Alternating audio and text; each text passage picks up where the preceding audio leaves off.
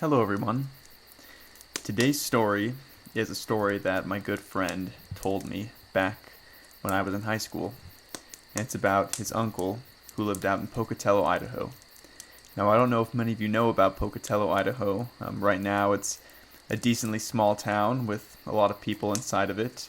But back in the day, it didn't used to be like that. Back in the day, it was a lot smaller. And my friend, his uncle, who we'll call Jerry, grew up in Pocatello, Idaho. And he swears to this day that Pocatello, Idaho is one of the most haunted places on the planet. Now, given the story that I'm about to tell you, I can understand why he would think that. So, Jerry lived out in Pocatello, Idaho. This was back in the 80s or the late 70s. Back then, there wasn't much to do in that town. There was nothing but a bunch of farm fields and a couple of restaurants. But Jerry worked at one of these restaurants, and it was about 20 minutes away from his house. His house was out in the country. Now, they had felt some weird things inside the house, and their parents had sworn they had maybe seen some things, or heard some things, or read about some interesting phenomena that we'll get to in a different video. But they didn't care about it a whole ton. Jerry, however, was a little bit more superstitious. Now, Jerry was religious, and he knew that there were maybe ghosts and demons that lurked around in some other places, but he never could have pictured it happening in his own house. And in fact, while he did believe that the other people in Pocatello that had given him these ghost stories were probably telling the truth, he hadn't seen anything for himself, and so he didn't really quite believe like everybody else did. But this was about to change. You see, Jerry was a very light sleeper. He would often wake up in the middle of the night when one of his brothers got up to get a glass of water, or if you heard the house creaking. It was an old house, so that happened quite often. But a sound that he heard quite often was the rapping and tapping of branches on his window right next to his bed. Now, this didn't bother him too much, and he was able to get back to sleep, but he found himself waking up several nights to a little tapping on his window. Now, of course, this wouldn't mean anything to anybody. It didn't mean anything to Jerry. He just assumed, the tree's next to my window, of course. This has to happen to me, and he would go back to sleep and be fine. But things changed one night after he'd worked his shift down at a restaurant across town. Now, the drive back to his house was about 20 minutes, and it went through some forests and some empty roads. There was nothing along it but farmhouses and the occasional park. He would sometimes see live animals like, deer or squirrels or raccoons, regular normal stuff that you'd see. But one night he was driving home and he saw something that he wasn't used to at all. He saw a man in the road. Now, he was standing off to the side, and since Jerry was going so fast, he didn't pay much attention to him. He just saw, oh, it's a man on the side of the road. He's probably hitchhiking. Given the way he could see his hand up, that was right. The man was probably hitchhiking. So he didn't think much about it, and he said, you know what, this is just another experience that I'll forget about the next day. So he went to bed, and that night he heard that same tapping on his window. Now, it woke him up in the middle of the night again, but he had no trouble falling back to sleep. The next day, Jerry went back to his work, but he couldn't get past this feeling in his head that he had seen something weird the night before. He knew it was just a hitchhiker on the side of the road, but something inside of him, some sort of primal fear, told him maybe there was a little bit more to the story. So he said he would keep his eyes out this next night while I drive home and see if he could find this man. So Jerry drove home that night. As he went through the winding roads that he was so used to, he didn't see anything. Nothing at all. No man on the side of the road. And he figured maybe it was just a one-time occurrence. Fortunately for Jerry, this was not the case. But he went to bed, and all was fine. A week later, however, Jerry went back to work. He worked his normal shift just like he normally did. But when he drove back this time, even though the thought of this man had kind of floated to the back of his head, he wasn't thinking about it, he had still subconsciously been surveying the road as he drove back every single time he drove back from work. And this time, he saw him again. He saw the man. But he wasn't hitchhiking. He was waving. And Jerry knew that this man, the first time, probably wasn't hitchhiking either. he was waving at him.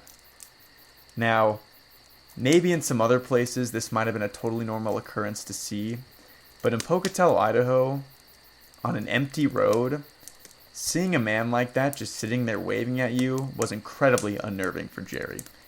And why wouldn't it be? If I'd seen that, I would have been terrified. I'm sure if any of you guys had seen that too, you would have been a little freaked out as well. So, as he's going in his mind, thinking about, who is this man? Do I know him? Is he a friend that's playing a prank on me? He just thinks there's no way. So he goes to bed that night, and again, he's woken up in the middle of the night by tapping on his window. Just this light tap, tap, tapping. And at this point, Jerry's starting to get freaked out.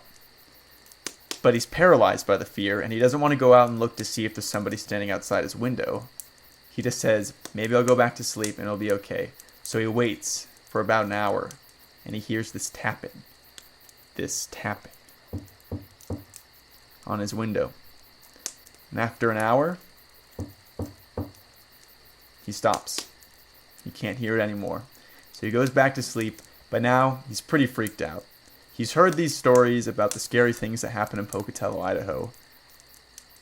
And he's ready to pick up and move, but of course he can't because he's still a teenager. His parents own the house. But he decides, you know what, I'm just going to keep my mind off of it.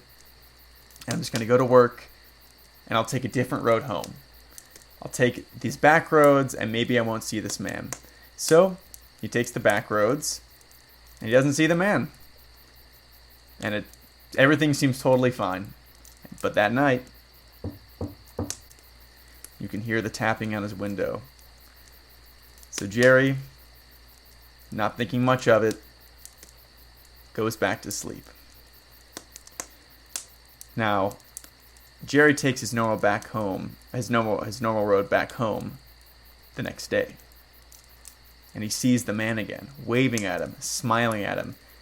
He's a tall man. He's probably 6'4", maybe even 6'6". Very, very tall guy. And he can't help but notice when the guy's waving at him that his fingers seem unnaturally long. Like they weren't quite human hands. And he knew that maybe the light was playing a trick on him, but he couldn't help but notice these waving long fingers.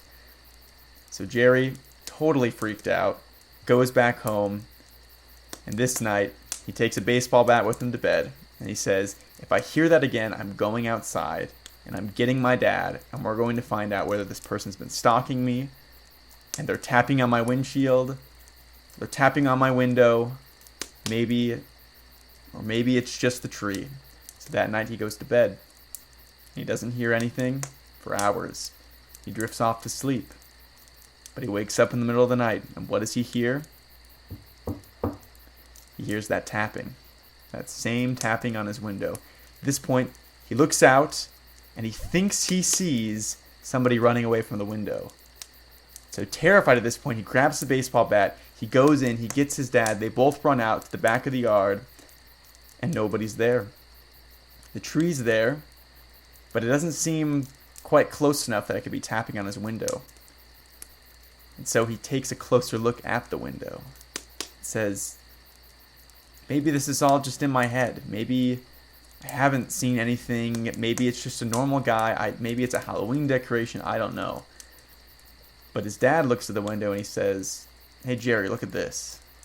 And what does he see? A handprint. And it doesn't look like Jerry's. It doesn't look like anybody else's. And Jerry's knows why it doesn't look like anybody else's. Because the fingers are much too large. Because the handprint couldn't have come from any of them. It could have only come from one person. That man. Now after this experience, Jerry never saw the man again. And about a year later, his family moved away from Pocatello, Idaho, and he was never ever bothered by whatever he saw back then. Now, I don't know if I have any viewers that live in Pocatello, Idaho. I don't know if it's nearly the same. The story could be completely made up. But something about it scared me the first time I heard it from my friend.